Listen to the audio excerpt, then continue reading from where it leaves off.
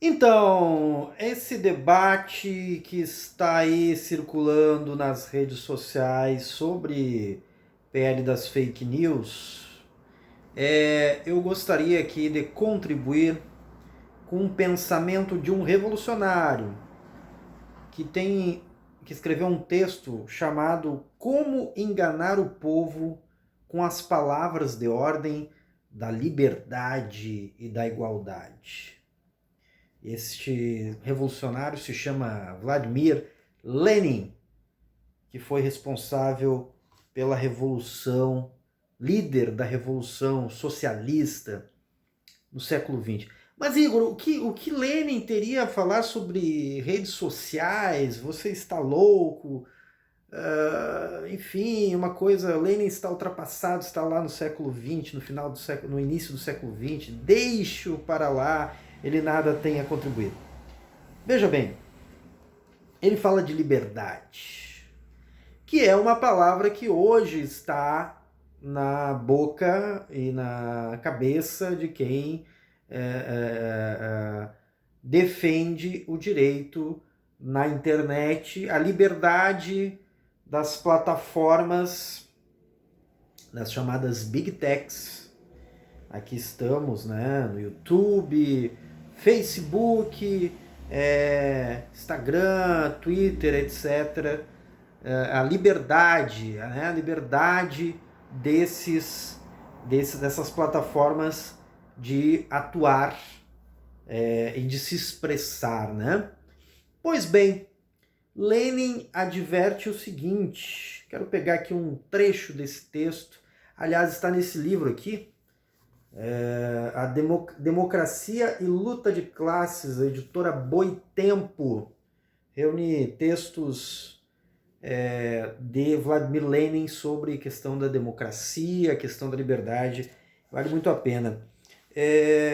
Vou ler um trechinho aqui para a gente falar sobre isso. Ele diz em certo momento o seguinte: o que os burgueses, né, os burgueses civilizados da Europa, ele estava falando dos burgueses civilizados da Europa que contrapõem os bolcheviques e se arvoram defensores da liberdade, né? E ele diz o seguinte: porém, o que esses burgueses chamam de liberdade? Esses franceses, ingleses, americanos civilizados chamam de liberdade, entre outras coisas, a liberdade de reunião. Nas constituições deve estar escrito liberdade de reunião a todos os cidadãos. Eis aí, dizem eles, o conteúdo, eis aí a manifestação fundamental da liberdade. E vocês, bolcheviques, violaram a liberdade de reunião. Perfeito. Aqui, Lenin nos lembra o seguinte, ele fala da liberdade de reunião, mas a liberdade de reunião que nós temos aqui no YouTube, por exemplo, aparentemente nós temos uma liberdade de reunião. Nós podemos nos reunir no YouTube e fazer uma transmissão ao vivo, uma live. E nós podemos nos reunir no YouTube. Não há problema algum, né? Inclusive, nós fazemos isso. Eu tenho um canal da Pão com Ovo e tal, que transmite pelo YouTube, transmite no Facebook, enfim. Que maravilha, né? Liberdade de reunião e de expressão, claro, né? Podemos nos reunir, etc e tal. Será que essa liberdade é assegurada? Veja bem, nós temos um primeiro elemento. Essa liberdade de reunião, ela está restrita porque esta reunião ela acontece no YouTube ou no Facebook. O YouTube e o Facebook, eles são propriedade privada. Eles são propriedades dessas empresas, da empresa YouTube e da empresa Facebook, que tem donos e tem regras determinadas por essas empresas de como a reunião e se a reunião pode ou não acontecer. Então, as únicas regras que existem nessa empresa para que aconteça essa reunião, a única regra que nós temos hoje é a regra que as próprias empresas definem para que essa reunião aconteça aqui. Qual que é o problema disso? Qual que é o problema disso? O problema disso é que se a empresa definir que esta reunião está encerrada, ela está encerrada. E acabou. E não tem a quem recorrer. Não tem a quem recorrer. Se o YouTube quiser derrubar este vídeo aqui, inclusive que eu estou falando do YouTube, sei lá, qualquer critério pode ser utilizado. Ah, falou mal do YouTube. Ah, sei lá, propagou o discurso de ódio contra o YouTube. Sei lá, eles fazem qualquer justificativa. Tanto faz. Não tem qualquer tipo de controle, a não ser o controle da própria empresa. Então, não pode haver liberdade de reunião se há apenas a empresa que é dona do prédio, este prédio, que é o YouTube, e o prédio Facebook. Este prédio é dono, quem é dono é só uma empresa. E essa empresa ela vai definir quem é que pode se reunir aqui, quando pode se reunir e por que pode se reunir. Então, quando só uma empresa determina a regra, já não temos liberdade. Essa liberdade já é falaciosa, já é uma ilusão. Porque nós não somos donos dessa empresa. Nós não temos qualquer controle sobre nada, sobre qualquer coisa. Isso, então, o que acontece? Quando nós falamos em regulação destas big techs, que é um dos elementos da PL da fake news, do PL da fake news, nós estamos apenas dizendo que, a gente não está nem contestando a propriedade privada, vai continuar sendo propriedade privada, nós apenas estamos dizendo que esta empresa que é dona deste prédio, ela vai ser responsabilizada por abusos que vier a cometer e que transgredirem as leis que estão vigentes no país. Somente isso. É somente isso. É o mínimo do mínimo.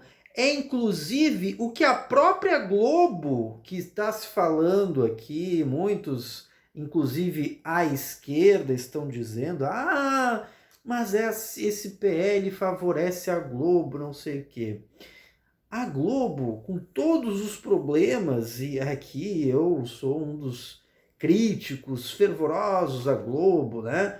A Globo é tudo o que a gente pode dizer, apoiou a ditadura, a Globo apoiou o golpe de 2016, fez propaganda, apoiou o Sérgio Moro, tudo isso a gente sabe. Mas a Globo, ela está sujeita a leis. Muito mais do que o Google, muito mais do que o YouTube, muito mais do que o Facebook. Se a Globo fizer apologia ao nazismo nas suas plataformas, seja na internet ou seja na própria televisão, ela vai perder a concessão. Vai perder a concessão. Vejamos, lá nos anos 90, acho que era 80 ainda, ficou na memória de todo mundo, o direito de resposta que Brizola recebeu em virtude de uma situação que ele processou a Globo. Por que foi possível aquele direito de resposta? Porque a Globo está submetida a leis. Está submetida a leis. Ela pode ser processada. Ela tem um CNPJ, tem uma sede, ela obedece a leis de comunicação. Existe um Sistema Nacional de Leis de Telecomunicação, de radiodifusão, etc. Funciona? Claro que não, funciona muito mal. A gente pode questionar como é que funciona tudo isso, tudo mais, mas ainda assim é alguma regulação. as Big Techs não têm nenhuma regulamentação. Nenhuma regulamentação. Se rolar qualquer coisa nas Big Techs, quem decide, só quem decide, no território desta internet que está colocada, do jeito que está colocada hoje, quem decide o que circula, como circula, quanto circula, quais são os mecanismos pelos quais vai circular, quem decide são essas empresas. Não é nem meia dúzia de empresas, são 3, 4, 5 empresas que decidem as regras de como acontece a circulação da informação e qual informação vai circular e como que vai circular e em que medida vai circular. Então isso não tem liberdade nenhuma. Então, assim, para a gente começar a ter algum tipo, quer dizer, estabelecer algum tipo de liberdade na internet, a gente precisa ter regulação desse poder que sobressai, que ele ameaça as democracias, porque pelo tamanho dessas empresas, elas conseguem ter hoje uma situação de interferir, inclusive, na democracia das empresas, dos países. Então, eu acho que é isso, assim, ó. Essa é a contribuição que eu gostaria de trazer, de que nós temos, com essa PL da fake news, um primeiro passo de dizer, olha, essas empresas, elas não são um faroeste, elas não podem fazer aquilo que lhes der na telha. Elas serão responsabilizadas, sim, criminalmente, né, pelo que possam veicular nos seus prédios e, inclusive, pelo que possam não vincular nos seus prédios, né? Ou seja, as restrições também, sem qualquer tipo sem qualquer tipo de explicação, também precisam ser regulamentadas. Então, eu acho que é um pouco isso, assim, a liberdade, eu acho que nós estamos sendo muito enganados com as palavras de liberdade que estão sendo proferidas justamente para promover a nossa escravização. Então, em nome da verdadeira liberdade, nós precisamos começar a regular as Big Techs. Falou? Joinha?